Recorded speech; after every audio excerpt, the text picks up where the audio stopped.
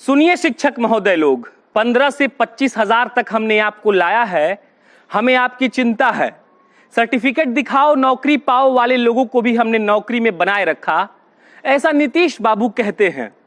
ठीक है, अब आप सुनिए नेताजी, 2003 में चीनी कितना रुपया किलो था? सतुआ का दाम कितना था? तो 2003 से 2020 आते आते जब उसका दाम भी बढ़ गया तो शिक्षक लोग का सैलरी बढ़ाकर आप एहसान नहीं किए हैं क्या? नीतीश बाबू काहे करते हैं ऐसे? तर्क वर्क तो थोड़ा ठीक दीजिए। तो चलिए, आज शिक्षकों का तीसरा एपिसोड है। मैं प्रशांत राय हूं, आप जनता जंक्शन देख रहे हैं। नियोजित शिक्षक रोड पर हैं और नीतीश जी कह रहे हैं कि हम अपने बात पर अड़े रहेंगे, जो होगा हमारे हिसाब से होगा। वोट देना है तो दीजिए, नहीं तो मत दीजिए। वैसे नीतीश जी के लिए एक जवाब यह भी है कि हर बात पर जो आप ये कहते हैं कि हम सर्टिफिकेट दिखाओ नौकरी पाओ वालों को सैलरी दे रहे हैं, तो जनाब शायद आप ये भूल रहे हैं कि सर्टिफिकेट दिखाओ और नौकरी पाओ वाले अब कम ही हैं। आप नया नया झोल लाए और बेचारे ये लोग परीक्षा दे देकर परेशान हैं, फिर भी नौकरी नहीं मिली और जिनको मिल गई वो नियोजित का आईडी कार्ड लेकर झुला रहे हैं। कभी कभी ये कहा गया कि शिक्षक का प्रशिक्षण जरूरी है, तो कभी ये कहा गया कि टीईटी जरूरी है।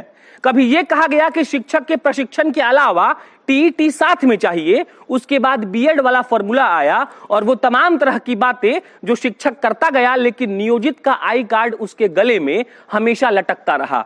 मैं वीडियोस पर कमेंट पढ़ रहा था तो शिक्षकों ने लिखा था कि रिसर्च अच्छे से करिए। जानते हैं सर दिक्कत क्या है? नियम इतना बदला है कि हम कितना रिसर्च करें।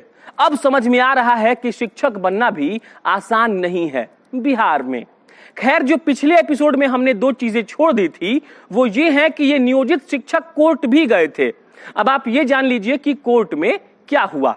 अगस्त 2017 में हाई कोर्ट ने शिक्षकों के पक्ष में फैसला सुनाया और सरकार को यह कहा कि आपको समान वेतन देना चाहिए एक काम का। एक जैसा पैसा मिलना जरूरी है, लेकिन बिहार सरकार इस फैसले के खिलाफ सुप्रीम कोर्ट गई। मई 2019 में सुप्रीम कोर्ट ने यह फैसला सुनाया कि शिक्षकों को 2 वर्ग में बांटना सही है। मतलब फैसला बिहार सरकार के पक्ष में था, लेकिन सुप्रीम कोर्ट के जजमेंट में पैरा 78 और 79 में यह लिखा था कि टीईटी वाले ठीक ठाक पैसा पाने के हकदार हैं, जबकि इस पर अब तक कोई कार्रवाई नहीं हुई है। अब आप दिक्कत समझिए। दिक्कत यह है कि अलग अलग समय में अलग अलग प्रक्रियाओं के तहत नियुक्ति हुई थी। ऐसा नहीं है कि 2003 में जो सर्टिफिकेट दिखाओ नौकरी पाओ वाला कार्यक्रम था वो हमेशा चलता रहा। यह समय समय पर बदलता रहा। अब तो टीईटी, प्रशिक्षण और बीएड अनिवार्य हो गया है और इस लिहाज से उन शिक्षकों की मांग बिल्कुल जायज है। अब आप टीईटी के बारे में समझ लीजिए। 2011 में जो टीईटी का एग्जाम हुआ था उसमें लगभग 25 लाख लोगों ने एग्जाम दिया था और पता है कितने पास हुए थे? 1,35,000। अब आप खुद ही सोचिए कि अगर ये एग्जाम इतना आसान होता तो कम से कम 14-15 लाख लोग तो पास होने चाहिए थे, लेकिन हुए कितने?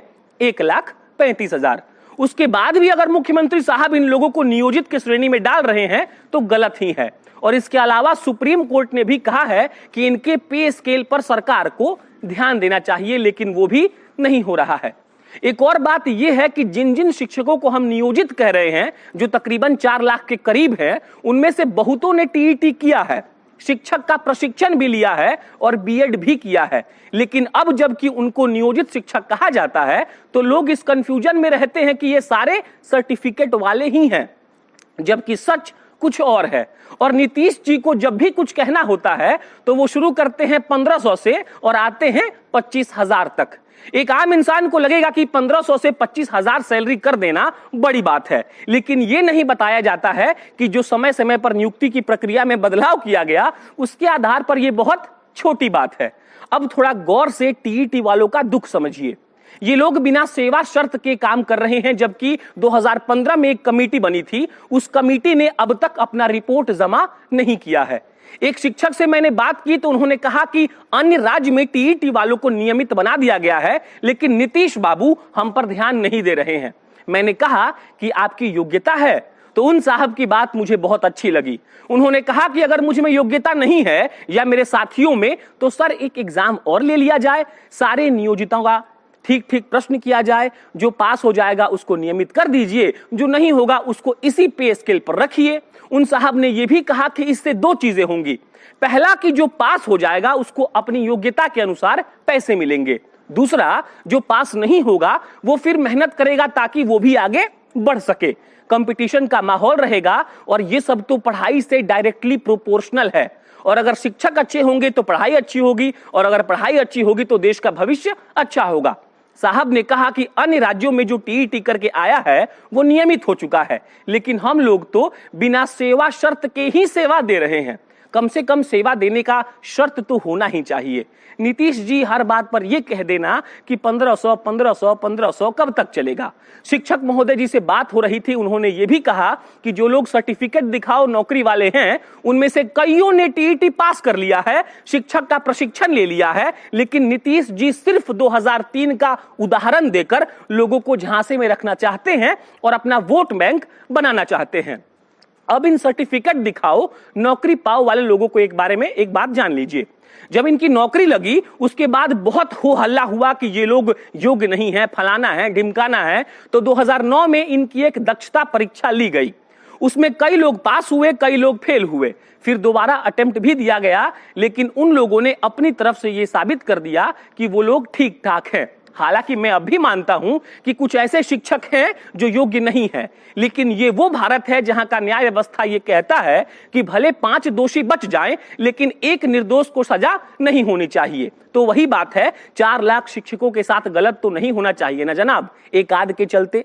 अगर अभी की नियुक्ति प्रक्रियाओं की बात करें तो शिक्षक का प्रशिक्षण भी अनिवार्य है और टीईटी भी। हाई स्कूल के लिए आपको बीएड चाहिए, +2 वालों के लिए आपके पास मास्टर डिग्री होनी चाहिए, लेकिन अब भी जब इनकी नियुक्ति टीईटी या एसटीईटी के तहत होती है तो इनको नियोजित में डाल दिया जाता है। ये तो जनाब सर्टिफिकेट दिखाकर नहीं आ रहे हैं ना, तो आप क्या कर रहे हैं? आप एक बात समझिए, देश का भविष्य बच्चों से बनता है और बच्चों का भविष्य शिक्षक बनाते हैं। अगर शिक्षकों का भविष्य आप नहीं देखेंगे तो वो आपके बच्चों का भविष्य नहीं देखेंगे। अगले वीडियो में फिर मिलूंगा, विषय शिक्षक ही रहेगा। एक निवेदन रहेगा कि रिसर्च करने में थोड़ी बहुत दिक्कत आ रही है तो आप लोग अपना नंबर इनबॉक्स में डालते जाइए, कमेंट करते जाइए, हम कॉल कर आपको जानकारी देंगे और आपसे जानकारी लेंगे भी, ताकि वीडियो सही बन सके और सही खबर आप तक और सरकार तक हम पहुंचा सके। बहुत बहुत धन्यवाद।